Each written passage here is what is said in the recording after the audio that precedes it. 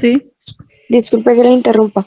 Mi grupo tiene que estar ahí en la clínica, entonces nosotros nos salimos un poquito antes de la casa, ¿Cómo así? de la clase, profe, para poder llegar al hospital. Pero es que ¿con quién están?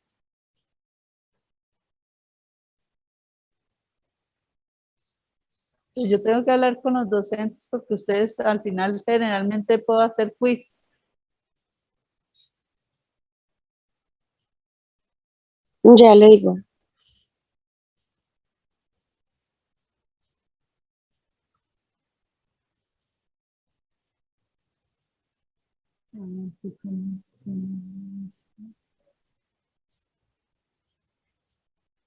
No, bloqueo esto.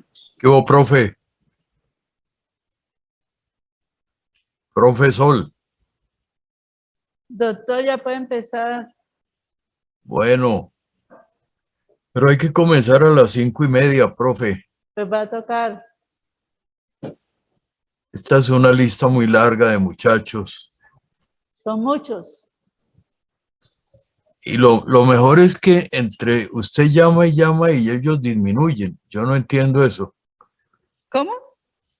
Que usted llama y en lugar de aumentar, disminuye. ¿De aumentar que los muchachos? Sí, el número. Espere un momentico, doctor, que es que voy a subir aquí el volumen porque no escuchamos. ¿Escucha? Hablo. Sí. ¿Qué hubo, Sol? Ahora sí.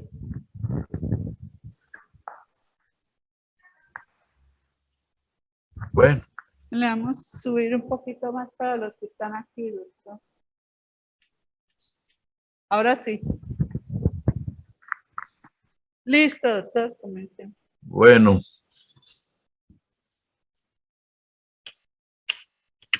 Bueno, muchachos, la segunda vez que nos oímos.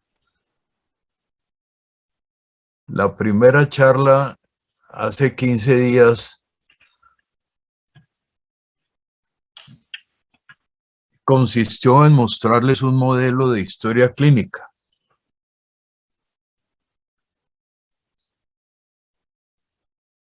Hoy vamos a hacer una variación en estas charlas para que hablemos un buen rato, acerca de una parte importante de la historia clínica, es decir, una parte importante de nuestro paciente. Vamos a hablar de los signos vitales.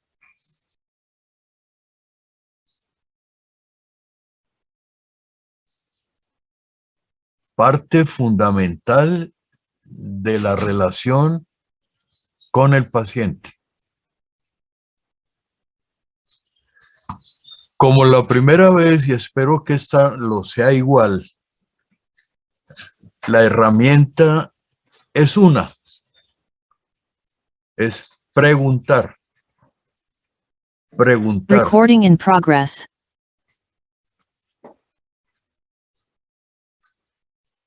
Preguntar y seguir preguntando. Aquí hay muchas cosas que pueden suscitar dudas. Y tras la duda viene la pregunta, o debe venir la pregunta.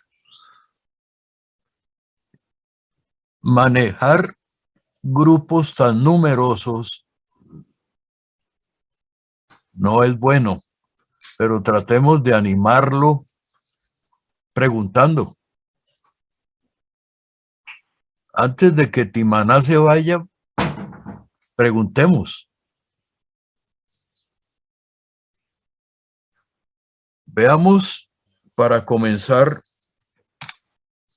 en esta charla de semiología clínica, ¿se está viendo, Sol?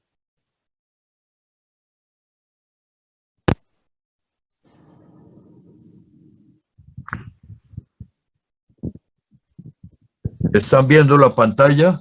Sí. Sí, profe. Bueno, muy bien. 2 epígrafes, y me gustaría que 2 de ustedes antes de que Timaná se nos vaya, dos de ustedes van a opinar sobre estos epígrafes. Aun cuando si hay uno más, bienvenido. Este es el primer epígrafe. Y entonces oigamos al primero en llegar, que fue Torijano. ¿Qué piensa Torijano?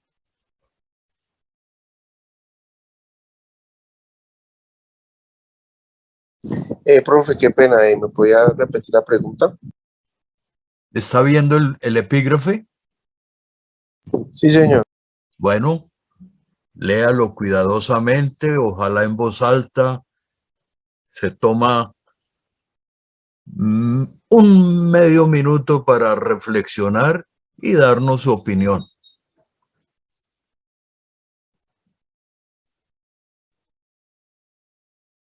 Profe, pues estoy de acuerdo con el epígrafe que está, pues que usted puso, porque pues primero hay que escuchar al paciente para sí mismo saber lo que el paciente pues nos refiere y darle un buen diagnóstico. Bueno, Natalie Quiroga Rico. Sí, doctor. ¿Qué piensa? Pues yo lo que pienso es de que nosotros como, bueno, futuros profesionales, muchas veces vamos a escuchar, demos de cuenta algo del paciente y de una vamos a creer que lo sabemos, pero a veces es mucho mejor esperar, guardarnos las preguntas y que él diga toda la historia para ver si, para que ningún detalle se escape. Usualmente las personas suelen olvidarse las cosas, entonces puede que él tenga el impulso y al pum, interrumpirlo, se le va el impulso y tal vez estemos perdiendo un detalle importante. Bueno, Además, por respeto, pues no se tiene que interrumpir tampoco. por respeto, eso está bien dicho, Natalia. Muchachos, por favor, para conocerlos, prendan la cámara cuando hablen. A ver, Natalie, la cámara. Ahí me están viendo, es que está un poquito oscura la habitación. No, pero está bien, Natalie, está bien. Ok. Bueno, por respeto. Bueno, y este segundo epígrafe, ¿qué piensa Laurita? Por ahí vi una Laurita. Sí, profe. A ver, Laurita.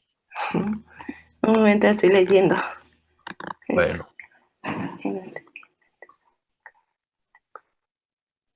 Es como está, el epígrafe está refiriendo que a pesar de que el paciente está hablando y expresando pues, su motivo de consulta, que el profesional de la salud que amplíe el tiempo de escucha para ver si el paciente brinda más información a su motivo de consulta. bueno, Laurita. ¿Le gusta que le No la digan vi a Laurita? Laura, no le vi la cámara. Ah, perdón. No, profe. Ah, esta es Laurita. Sí, señor. Vea, pues. Muy bien. ¿Alguien más como por ejemplo, quién? Por ejemplo, Anderson Cuero. Sí, profe. ¿Qué dice Anderson? Profe, pues yo pienso que pues el tiempo de escuchar al paciente, pues para que pueda expresar más cosas se debe hacer, pero pues con lo que llevamos el sistema de salud en estos momentos, que como todo afán de carrera, por los muchos volúmenes de pacientes que manejan los médicos, a veces se hace un poco difícil escuchar pues todo, porque a veces los pacientes quieren contarle a uno desde que levantó hasta que acostó. Recuerden la cámara. Ay, qué pena, bro. Bueno.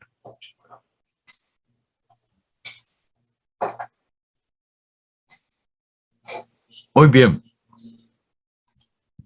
Antes de que Timaná se nos vaya, sigamos.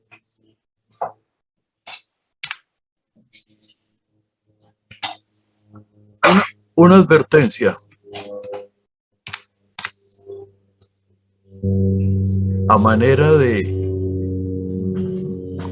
referencias bibliográficas, estas fueron las utilizadas para elaborar esta charla.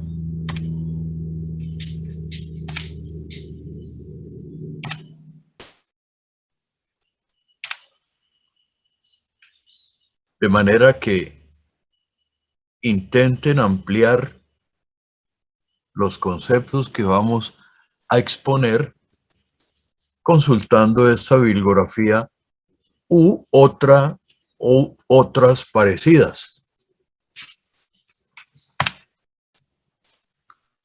Antes que los signos vitales, que es el tema central de la charla, signos vitales, yo le preguntaría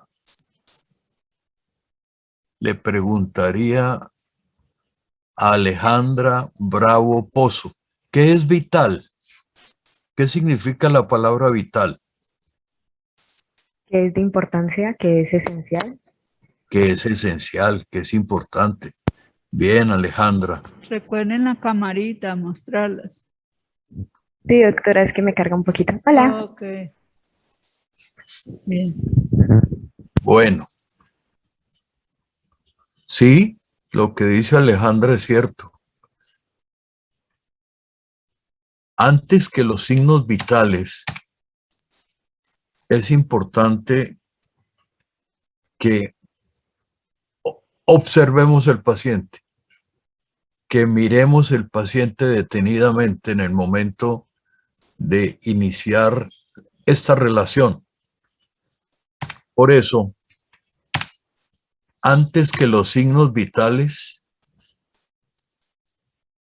es observar su estado nutricional, observar el estado de hidratación, la edad aparente, la facies y la apariencia o no de enfermedad. Antes que los signos vitales, describamos mentalmente, hagámonos una idea de cómo se ve el paciente. El status presens es importantísimo. Generalmente no cambia para un buen observador. Cuando se le ve por primera vez a este paciente, se puede formar idea el médico de su estado nutricional, que esté bien nutrido, que esté mal nutrido, que haya sobrepeso.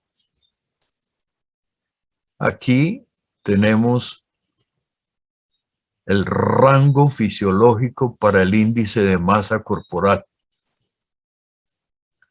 Mayor que 27 kilogramos por metro cuadrado, tendremos sobrepeso, y mayor de 30 hay obesidad.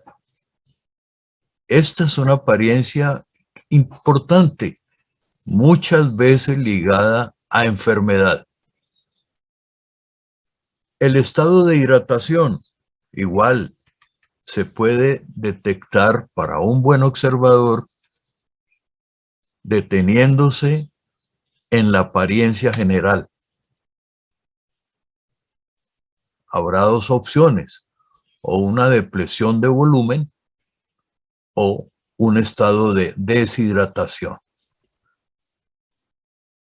Y la edad aparente, ¿cuánto es que aparenta este paciente? Estas tres situaciones, estas tres circunstancias, la actividad académica, el tabaquismo y la exposición continuada, no prolongada, continuada al sol, dan una apariencia de mayor edad. La facies, sea los rasgos faciales peculiares de una enfermedad. Cientos de facies han caracterizado a lo largo de la historia a ciertas enfermedades. A veces el diagnóstico se inicia describiendo la facies del paciente. La facies del paciente con hipertiroidismo, con una estenosis mitral, con una compromiso prolongado de las adenoides. Bueno, hay muchas situaciones. Y la apariencia de enfermedad aguda o de enfermedad crónica o la no apariencia de enfermedad. Entonces, antes que los signos vitales, estos 5 elementos anticipan un diagnóstico, anticipan una presunción diagnóstica, que luego el médico va a confirmar o no a lo largo de su conversación, a lo largo de la escucha de lo que el paciente cuenta y a lo largo del examen físico. ¿Alguna pregunta? Bueno.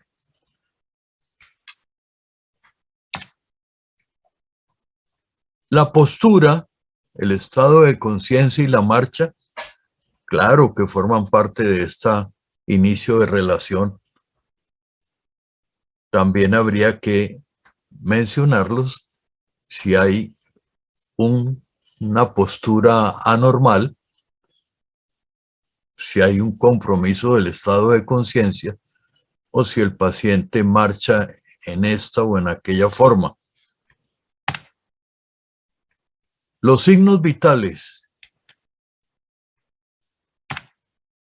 como dijo Alejandra, los signos vitales son parte esencial de la historia clínica. Dan una información crucial.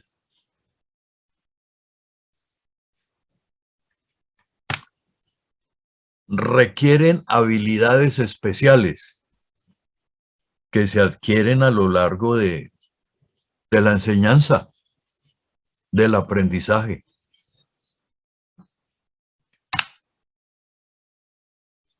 Infortunadamente, desafortunadamente, se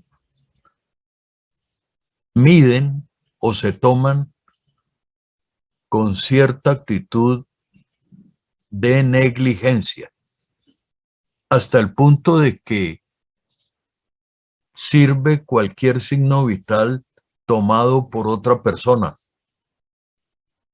así sea médico. Son cosas personales. No se pueden delegar, no se deben delegar, porque son esenciales. Deben realizarse al iniciar el examen físico del paciente. Lo dice uno de los maestros de la semiología, Salvatore Mangione. No deben delegarse, no deben tomarse o aceptarse cuando otra persona los toma. Sobre todo hay uno que reúne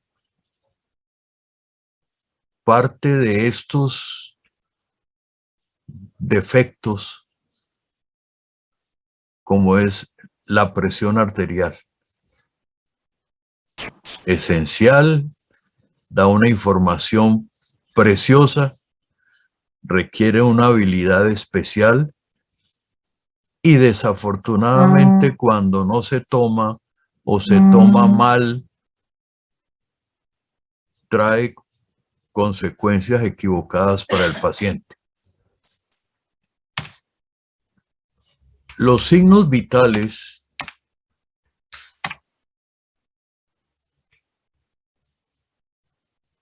están constituidos por la oximetría, la frecuencia cardíaca, la frecuencia respiratoria, la temperatura y la presión arterial.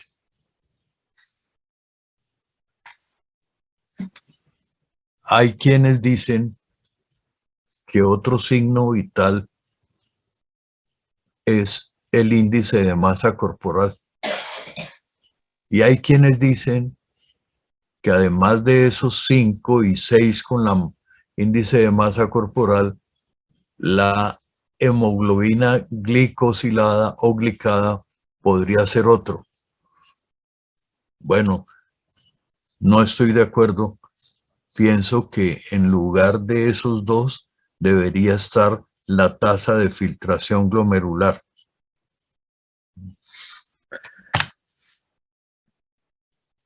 Hablemos de la oximetría, el primero.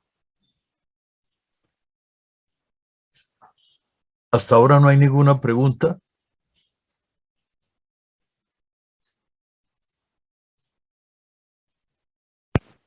No, señor. Es Bueno. que aquí está preguntando que por qué la tasa de filtración glomerular. ¿Quién pregunta? Luis Miguel. Ven. ¿Por qué la Profe, tasa de... Sí, Miguel Vergara, ¿por qué la tasa de filtración glomerular y no el índice de masa corporal? no, sí, el índice de masa corporal, pero me parece que también tiene una gran utilidad. No se trata de cuál es más útil. Simplemente sí el índice de masa corporal, pero no debería faltar el índice de masa, perdón, la tasa de filtración glomerular, porque es el comportamiento funcional del riñón y es el que nos va a decir acerca del estado de la función renal en relación, por ejemplo, con cualquier medicamento que se vaya a utilizar en el paciente. Entonces, digo yo que debería ser uno de los signos vitales o uno de los datos importantes al comienzo de la historia clínica. Antes de la oximetría, antes de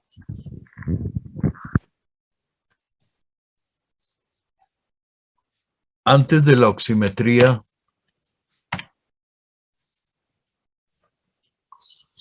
existía la saturación de sangre arterial. Esa saturación de sangre arterial expresada con este símbolo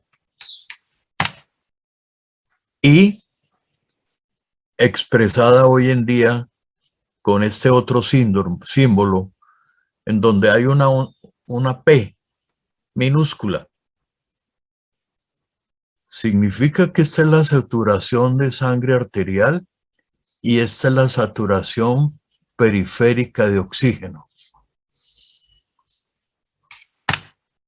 Esta ecuación que traigo como mención es el fundamento de esta saturación o de esta saturación periférica, es decir, de la oximetría de pulso. La ecuación completa es esta: contenido de oxígeno de la sangre es igual a la saturación de oxígeno, a la cantidad de hemoglobina Todo esto en relación con 1,34 centímetros de oxígeno que se unen a cada gramo de hemoglobina. Y entre los tres tenemos la oxihemoglobina. Pero además, en la sangre, además de oxihemoglobina, es decir, de oxígeno unido a la hemoglobina, hay un oxígeno que está disuelto a razón de 0,003 centímetros cúbicos de oxígeno por presión arterial de oxígeno. Estos dos sumandos totalizan 20,40 volúmenes por ciento, que sería el valor normal. ¿Por qué menciono esta ecuación? Porque es el fundamento de la oximetría de pulso, de la saturación de sangre arterial, de la saturación y de la saturación periférica. ¿Qué alteraciones resultan de una oximetría alterada?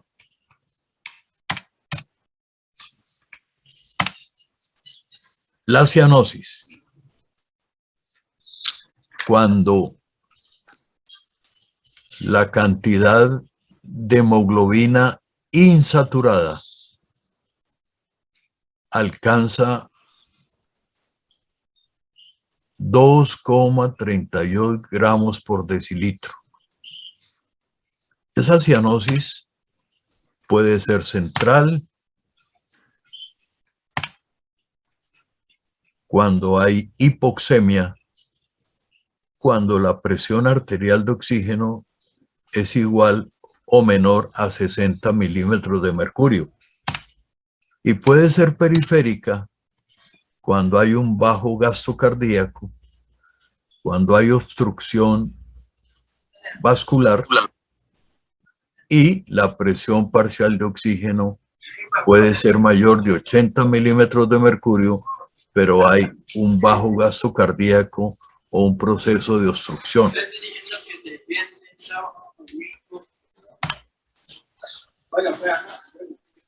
Todo esto nos ha llevado entonces al concepto de oximetría de pulso.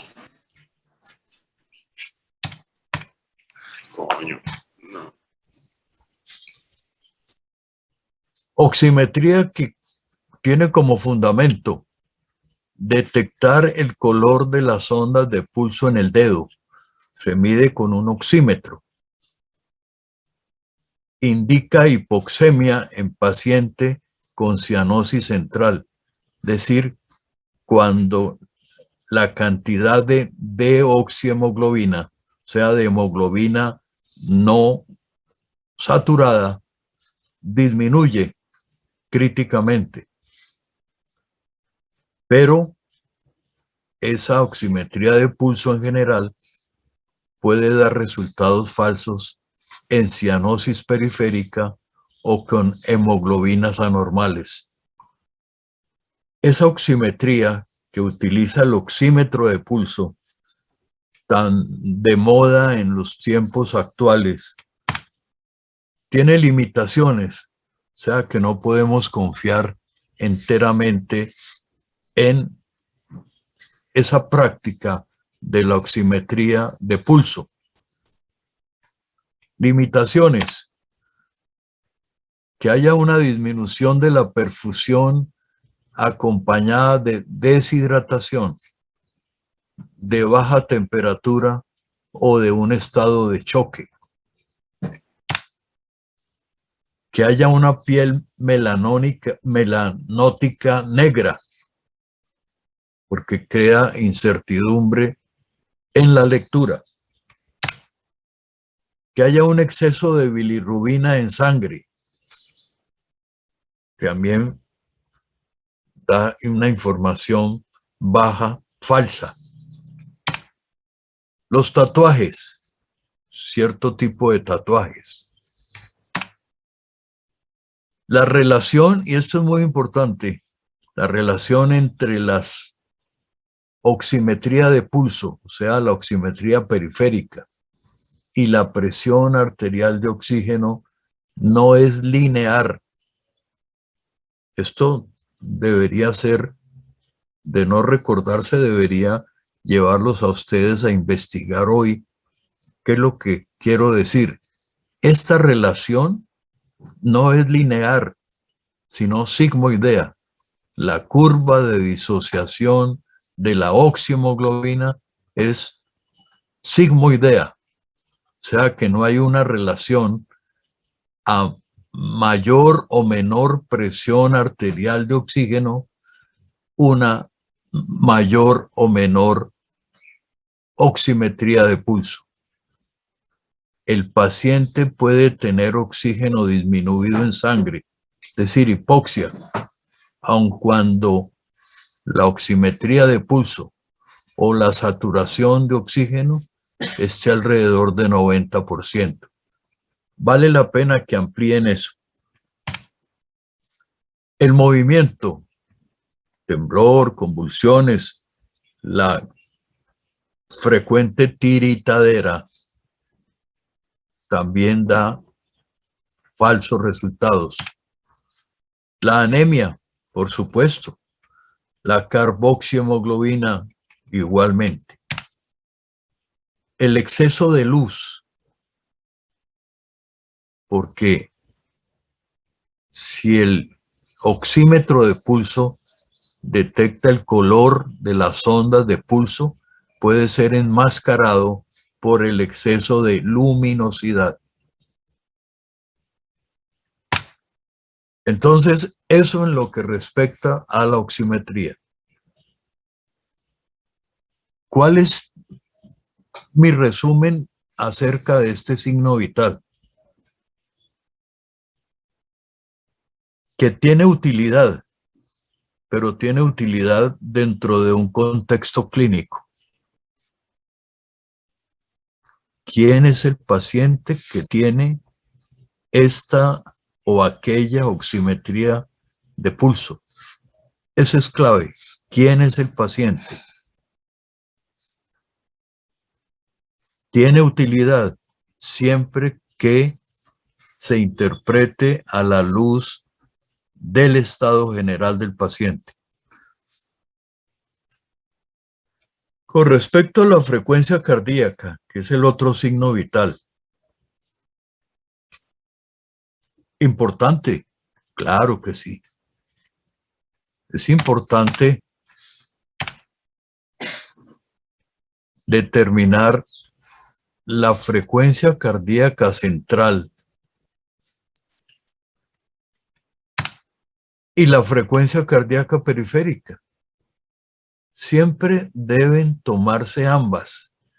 La frecuencia cardíaca central, como su nombre lo dice, es aquella que se toma en el ápex, o sea, en el ventrículo izquierdo, es decir, en el corazón. Y la frecuencia cardíaca periférica, la que se toma a nivel de la arteria radial. ¿Por qué son importantes ambas? Tomarlas ambas.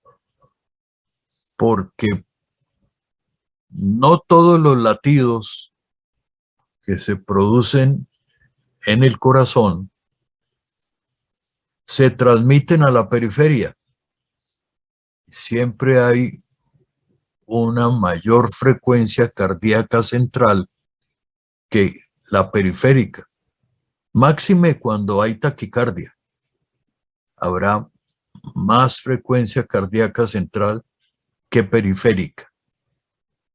Pero eso contribuye también a detectar arritmias.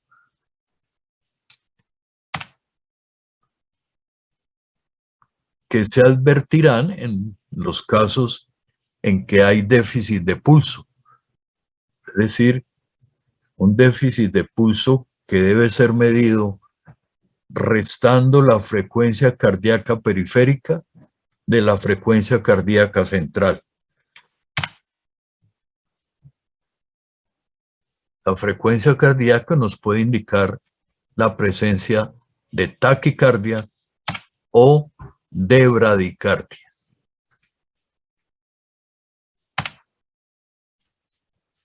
El 95% de las personas tienen un rango fisiológico entre 50 y 95 latidos por minuto. De nuevo, que un paciente tenga 50 latidos por minuto obliga a pensar quién es el paciente antes de decir tiene una bradicardia, porque este valor o este valor pueden formar parte de la constitucionalidad del paciente. Pueden ser así. Quienes quieran ampliar este dato, aquí tienen una referencia interesante. Alguno de ustedes diría, alguno de los estudiantes diría de otros cursos, que este sería una referencia muy vieja. Claro que es vieja. Es vieja pero válida y valiosa. Esta es la referencia. La frecuencia cardíaca, ¿qué utilidad tiene?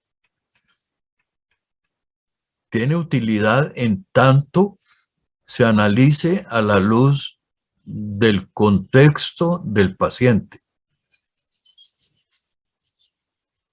Tiene importancia y mucha a la luz del contexto del paciente. Esa frecuencia cardíaca puede alterarse en casos de isquemia o de infección y convertirse muchas veces en un predictor de hemorragia cerebral,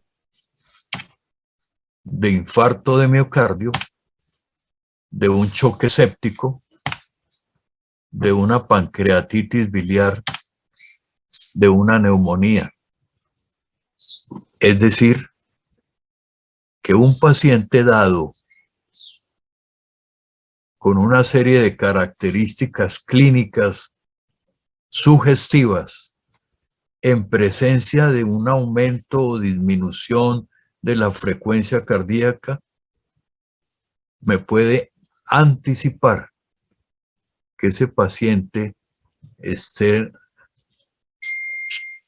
experimentando una hemorragia cerebral o un infarto de miocardio o esté en un estado de choque o que teniendo una neumonía, esta neumonía empeore y no mejore.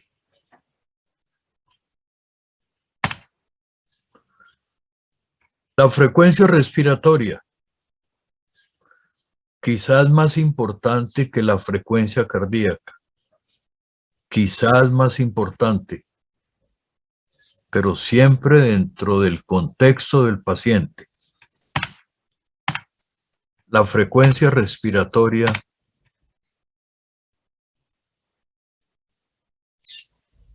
puede ser, como tradicionalmente se acepta,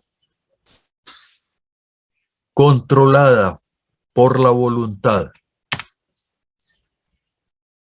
Por eso dicen los libros que para medir la frecuencia respiratoria, el paciente no debería percibir esa intención del médico. Debe medirse durante 60 segundos, no durante 10, ni 15, ni 50, durante 60 segundos, durante un minuto, porque podría haber variaciones, fluctuaciones. El intervalo fisiológico está entre 16 y 25 respiraciones por minuto. Igual, si tiene 16 no está mal, y si tiene 25 tampoco. Dentro del contexto, dentro de la circunstancia del paciente. Taquipnea se acepta que es mayor de 25 respiraciones por minuto. Y bradipnea menor que 8. La taquipnea o la frecuencia respiratoria que alarma cuando aumenta la frecuencia es importante como diagnóstico y como pronóstico. Por ejemplo, en un paciente intrahospitalario puede predecir una neumonía, anticipar una neumonía o anticipar un paro cardiorrespiratorio en un paciente intrahospitalario. O puede anticipar, predecir el empeoramiento de un paciente con neumonía. No correlaciona con la saturación de oxígeno arterial, porque ya lo habíamos dicho, la relación entre frecuencia respiratoria y saturación no tendría necesariamente que ver con el contenido de oxígeno en la sangre. No hay preguntas, ¿no? Bueno, con respecto a la temperatura,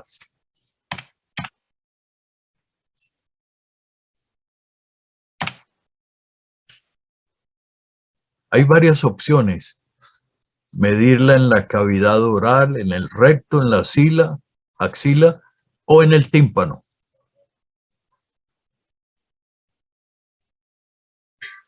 La relación entre la temperatura rectal y la oral, o entre la oral y la axilar, o entre la oral y la timpánica, aquí las tienen reflejadas. Al final, de nuevo, esa temperatura oral, rectal, axilar o timpánica vale según el contexto de la paciente. La temperatura normal es esta, pero puede variar en las horas de la mañana con relación a las horas de la noche. Lo que importa no es el valor absoluto, sino que ese valor, ese dato, forme parte de un contexto clínico. Muchas veces la febrícula adquiere valor de fiebre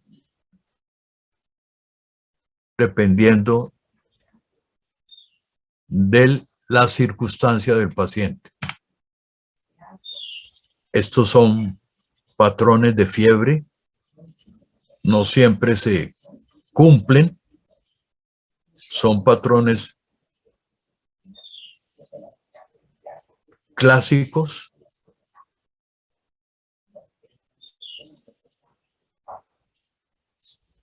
De hecho, es complicado analizar una fiebre hoy en día pensando en su patrón, porque hay una serie de interferencias.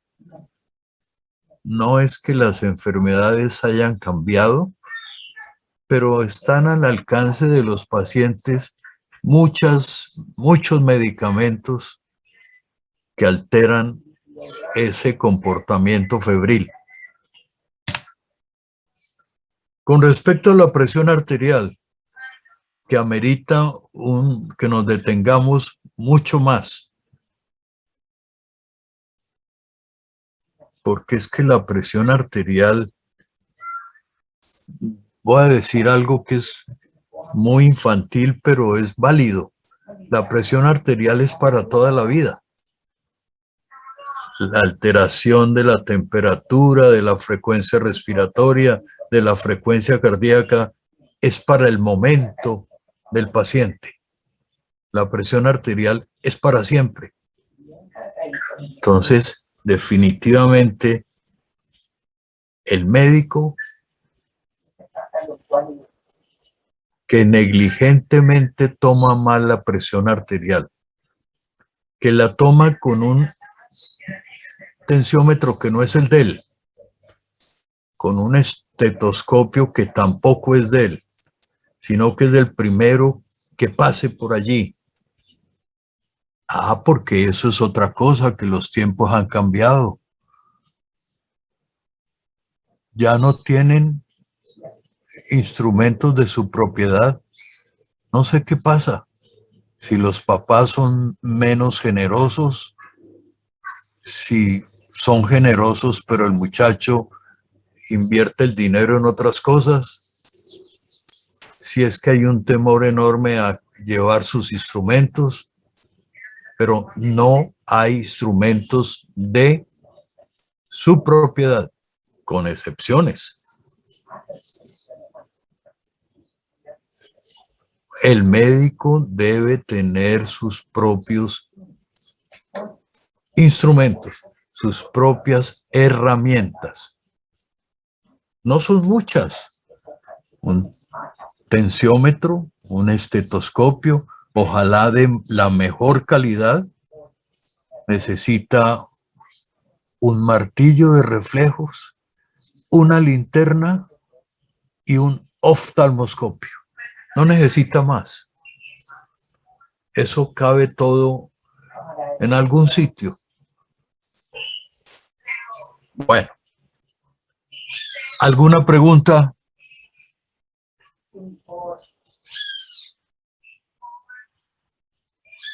Si no hay preguntas, vamos a aceptar lo que dijo Timaná, que nos tenemos que ir.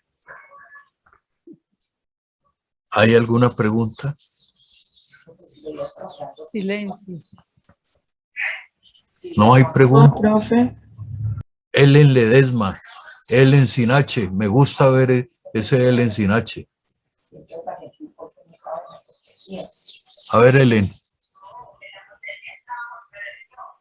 ¿Qué va a Tania decir? tiene una pregunta aquí. ¿Ve? Ellen Ledesma, ¿qué pregunta? Tania tiene una pregunta aquí. Tania. Tania Timaná. No, profe, Tania Costa. Tania Costa. Sí.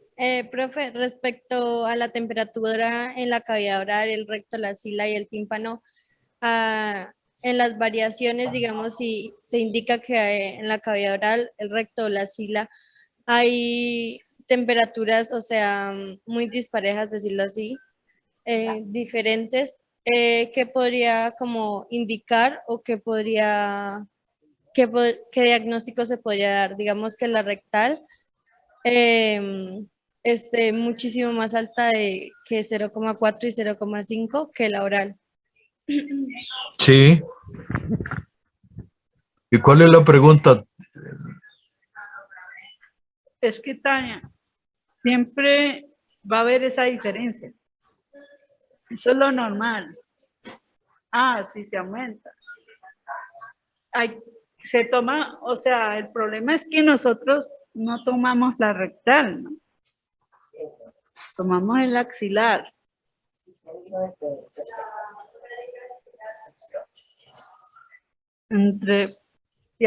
Si hay mayor de 0,4, que ya hay fiebre, o sea, eso, lo importante de ahí es que la rectal es la más exacta, pero no la tomamos. Y muy parecida a la rectal está timpánica, tal vez es la otra, y pues se necesita un aparato especial para tomarla. Y la axilar, la oral en los niños es muy difícil porque ellos tienden a morder todo lo que uno les ponga en la boca. Y además, pues, tendría que ser muy bien limpia para ponerla en la boca.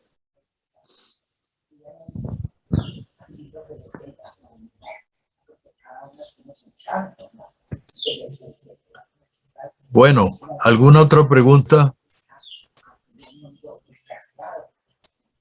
Profe, buenos días. María del Mar Sevillano. No, María del Mar García.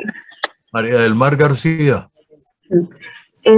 ¿Me podría aclarar? Es que no entendí bien cuando usted se refiere a que la oximetría de pulso o la saturación no tiene relación directa con la presión parcial de O2 arterial. Claro que no, María del Mar, porque O sea, yo puedo tener un paciente desaturado y, pues, por ejemplo, ahora con COVID y con una PAFI o con una presión parcial alta, normal. no alta, no, y tampoco normal, pero no es proporcional. Ah, ok. No No bajan juntas ni suben juntas, pero sí. Sí, eso es. Ya entiendo. Eso, María del Mar Sevillano, no, María del Mar García. García. Sí, ojo con esas confusiones. Gracias. Bueno, ¿le quedó claro, María del Mar?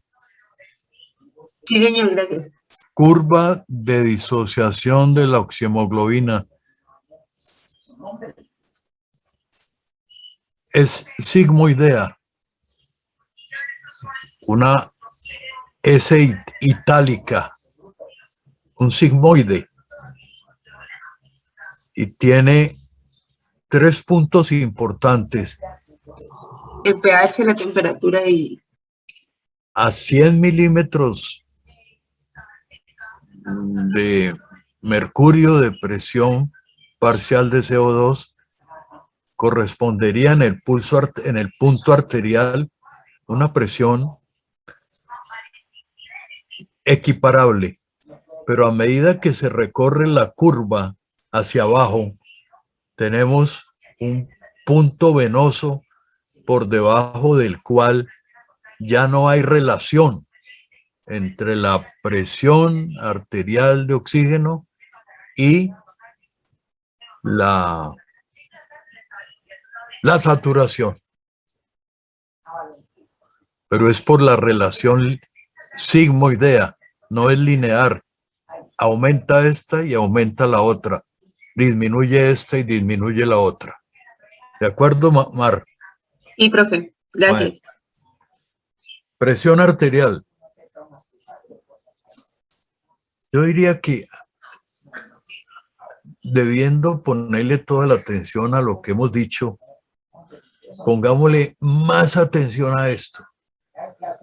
Es que la presión arterial es la definición de salud o enfermedad. Y no tomamos bien la presión arterial. No la tomamos. Incurrimos en errores en la medición y nos jugamos el futuro de ese paciente. Alejandra o Andrea Bravo Pozo Bravo, no recuerdo todavía bien. Alejandra, ¿no? Sí, doctor. Alejandra Bravo Pozo dijo una palabra fundamental: respeto. El respeto por el paciente es en hacer las cosas lo mejor hechas posible. Y falta de respeto es tomar la presión arterial de afán. Así como nos dijo el profe Torijano, creo que fue, que ya no hay tiempo en el servicio de salud o en la salud de los colombianos, ya no hay tiempo. Es verdad que no hay tiempo, pero tiene que haberlo para hacer las cosas bien hechas. Si no, es mejor no hacerlas. Es que es una responsabilidad muy grande, muchachos. Tomar una presión arterial de afán, ignorar que esté incrementándose, que esté establemente elevada y que tengamos una presión referida o descrita como normal cuando no lo es, eso es falta de respeto, es irresponsabilidad. Entonces, esta presión arterial, miren estos tres personajes. Ah, porque eso es otra cosa. También es falta de respeto con la profesión que ustedes dicen que escogieron por vocación. Falta de respeto es no conocer la historia de muchos aspectos de nuestra profesión. Y René Jacinto Teófilo María Lenec inventó el estetoscopio. Imagínense. Imagínense. Y Escipione Riva Rocci inventó el esfigmomanómetro que utilizamos actualmente. Y Nikolai Sergeyevich Karakov nos dejó como legado los ruidos arteriales que llevan el nombre de ruidos de Karakov.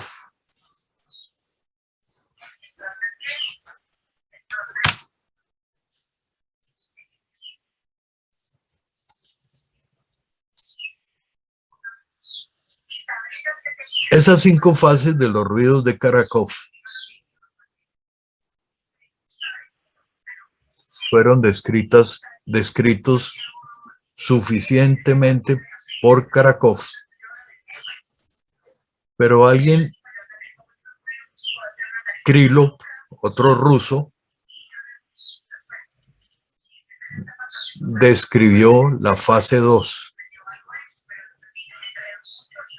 Y Cook y Taussig se encargaron de difundir este conocimiento de los ruidos de Karakov.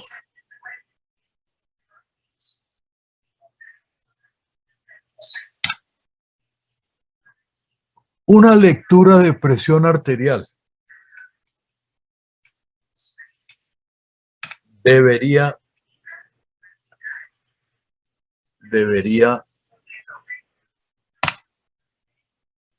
utilizando los ruidos de Karakov, debería fundamentarse en esto.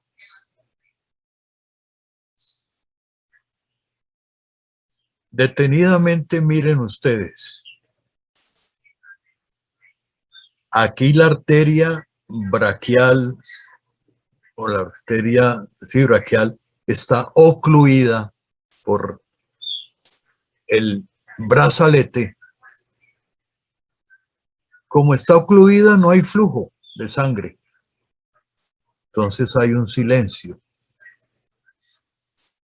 En el momento en que se va disminuyendo la compresión de la arteria, aquí está ocluida, aquí está comprimida, empieza a circular la sangre. Empieza a circular la sangre. Y en el momento en que circula la sangre, que empieza, aparece un primer ruido, que es la presión sistólica. La sangre sigue circulando, cada vez está más libre la arteria de la compresión externa. Los ruidos se hacen más turbulentos porque hay más flujo. Llega un momento en que la arteria no está comprimida, ya pasa libremente la sangre y vuelve a presentarse un silencio. Ahí está la presión diastólica. Eso trasladado a la siguiente gráfica, es la que yo quiero que ustedes graben. En algún sitio graben que